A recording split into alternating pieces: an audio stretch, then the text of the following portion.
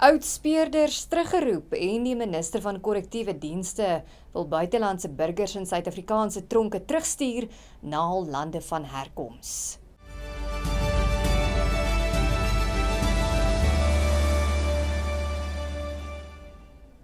Goeiemiddag en baie welkom by die Afrikaanse nuusbulletin op Pretoria FM. Ek is Esmerie Eysel. Ervare oudspeerders van die Suid-Afrikaanse Polisiediens sal glo gebruik word om die voortsleepende misdaad en moordkrisis in die land te help oplos. Die adjunkminister van Polisie, Dr. Polly Boshelo, sê kontrakwerkers sal ook aangestel word om die enorme agterstand met saakdossiere te help verwerk. LPS wou by haar weet watter ingrypings die polisie sal instel om die land se geweldsmisdaad en moordkrisis meer doeltreffend op te los. Sy sê die polisiediens versterk tans die speurdienste vermoë wat die plasing van nagenoeg 4000 bykomende personeellede in die diens teen die einde van die boekjaar sal beteken. Dit sluit glo die aanstelling van oudspeerders wat die polisiediens verlaat het op 'n kontrakbasis in. Die minister van korrektiewe dienste, Dr. Pieter Groenewald, sê hy wil graag sien dat al 27,000 buitelandse burgers wat tans in Suid-Afrikaanse tronke aangehou word, na hul lande van herkoms teruggestuur word. Hy sê die versnelde repatriasie om oorbevolking in tronke te verminder, wysigings aan die wet vereis wat tyd sal neem. Dr. Groenewald sê die tronke is tans oorvol en meen dat daar meer korrektiewe fasiliteite benodig word. Hy het gister vrae in die nasionale vergadering oor tronkoorbevolking beantwoord as deel van die vrede- en veiligheidskluster. Die DA sê hy het nog altyd en sal altyd die reg van skole verdedig om hul eie taalbeleid te bepaal soos dit in die wet vervat word. Die party sê dit is jammer dat daar doelbewuste verdraaiing in verslaggewing was dat voormalige Model C skole deur die minister van basiese onderwys, Siviwe Gwarube, geteken sal word. Die DA sê hy ondersteun nie en sal nooit enige regering ondersteun om die mag te hê om eensydig taalbeleid in skole te bepaal nie. Die DA se nasionale woordvoerder, Jan de Villiers, sê skole word nie gedwing om 'n spesifieke taal aan te neem nie.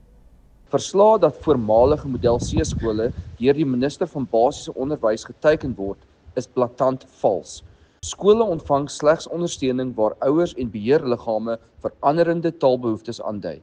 Die DA sal voortgaan om moedertaalonderwys en skole se taalbeleid te ondersteun wat leerderbehoeftes, nie politiek eerste stel. Solidariteit en die burgerregte groep AfriForum het hul opregte kommer uitgespreek nadat die nuus rigbaar geword het. Dr. Dirk Herman, Solidariteit se bestuurshoof, was veral bekommerd dat die minister van basiese onderwys die getekende ooreenkoms met Solidariteit sou verbreek het, wat staan vir die basiese beskerming in Afrikaanse skole. Dr. Herman het egter, nadat die DA sy standpunt gestel het, gesê, hulle verwelkom die party se verbintenis tot moedertaalonderrig. Ons verwag egter van die minister self om uit te kom. Ons wil graag hoor presies wat sy sê. Solidariteit het 'n ooreenkoms met die minister en die presidentsie. Dit is gesluit by Netlek. In daardie spesifieke ooreenkoms is daar sekere beskermingsmeganismes wat ingebou is vir spesifiek Afrikaanse skole wat dan moet neerslag vind in regulasies. Op hierdie stadium is die regulasies nog nie aan die een kant gefinaliseer nie en ook nie gepubliseer nie. Dit beteken dus dat ons sit nog en wag hoe dit finaal moet lyk. Ons sit nog en wag om te sien of dit die ooreenkoms gaan respekteer. En hier in die tussentyd word daar uitsprake gemaak, daar word nou gesê daar is verkeerd berig, ons neem kennis daarvan, maar ons soek sekerheid. Die sekerheid kan nie van die party kom nie, die sekerheid moet van die minister kom. Die landbouorganisasie TLISA het gister 'n brief aan president Cyril Ramaphosa geskryf waarin hy sy ernstige kommer oor die land se bestuur, veiligheid en die posisie van landbouprodusente uitspreek. Die organisasie beskuldig Ramaphosa daarvan dat hy 'n rooskleurige beeld van Suid-Afrika voorhou, terwyl die land se basiese dienste ineenstort. TLI-SA sê voorts dat die publiek se vertroue in die polisie 'n rekord laagtepunt bereik het te midde van deurlopende ondersoeke na die polisie se integriteit. Die organisasie eis ook dat plaasaanvalle as 'n prioriteitsmisdaad verklaar word en dat die polisie saam met gemeenskappe moet werk om veiligheid te herstel. 'n Woordvoerder van die presidentskap, Vincent Magwenya, sê Suid-Afrika maak gereed om op die kantlyn te sit na die amptelike verklaring van die FSA se minister van buitelandse sake, Marco Rubio.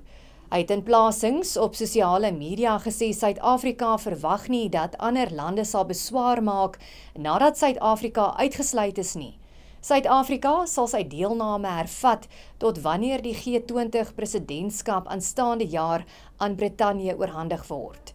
Die FSA het van dese maand die G20 presidentskap van die groep van belangrike ekonomieë oorgeneem nadat die land van jaar se beraad in Suid-Afrika geboikot het. Hy het ook herhaal dat die regering doelbewus teen die Afrikaner minderheid diskrimineer. Die verklaring meld ook dat Pole vanjaar uitgenooi sal word om deel te neem. Adjunkt-president Paul Mashatile het op sy beurt gesê dat die regering se standpunt steeds is dat Suid-Afrika 'n volwaardige lidland van die G20 is en gevolglik geregtig is om die G20-beraad in die FSA by te woon. En dit bring ons aan die einde van die nuusbulletin in Afrikaans op Pretoria FM. Baie dankie vir die saamkyk. Ons maak môre middag weer so.